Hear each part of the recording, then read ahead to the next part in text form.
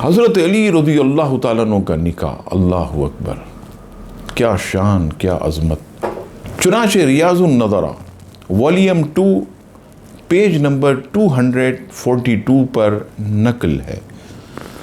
حضرت سیدنا انس بن مالک رضی اللہ تعالیٰ عنہ فرماتے ہیں کہ رسول اللہ صلی اللہ تعالیٰ علیہ وسلم مسجد میں تشریف فرماتے کہ آپ نے فرمایا، اے علی، ابھی جبریل نے مجھے خبر دی ہے کہ اللہ تعالیٰ نے تیرا نکاح فاطمہ سے کر دیا اور تیرے نکاح کی تقریب میں 40,000 فرشتوں نے شرکت کی، اور رب تعالیٰ نے جنت کے درخت طوبہ کو حکم دیا کہ وہ یاقوت اور موتی نچھاور کریں۔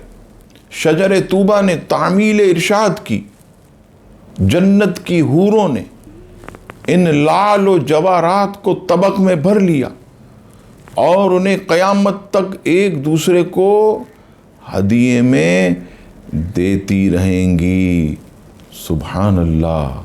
عزیزان گرامی، اللہ تبارک و تعالیٰ نے مولا علی رضی اللہ تعالیٰ عنہ کے نکاح کا کیسا اہتمام کیا، اور مزید تاریخ بغداد والیوم 4 پیج نمبر 129 پر حضرت خطیب بغدادی نقل فرماتے ہیں کہ رسول اللہ صلی اللہ تعالیٰ علیہ وسلم نے حضرت بی بی فاطمہ سے فرمایا، میں نے تیری شادی اس کے ساتھ کی ہے جو دنیا میں سردار ہے اور آخرت میں نیک لوگوں میں سے ہے۔ اے فاطمہ، اے میری شہزادی، جب میں نے تیرا نکاح علی کے ساتھ کرنا چاہا تو رب ذوالجلال نے جبریل کو حکم دیا کہ وہ چوتھے آسمان پر کھڑے ہوئے اور فرشتوں میں صف بندی کی۔ پھر جبریل نے خطبہ پڑھا اور تجھے علی کے نکاح میں دے دیا۔ پھر ایک جنتی درخت حکم خدا کی تعمیل کرتے ہوئے جنتی زیور سے مزین ہو گیا۔ پھر میں نے یہ زیورات فرشتوں پر نچھاور کیے، جس نے زیادہ زیورات لیے اس نے دوسرے پر فخر کیا۔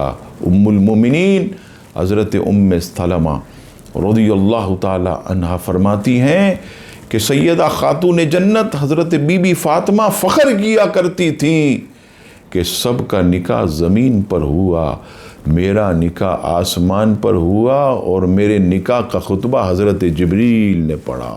اللہ تبارک و تعالی ان کے درجات کو بلند فرمائے، آمین۔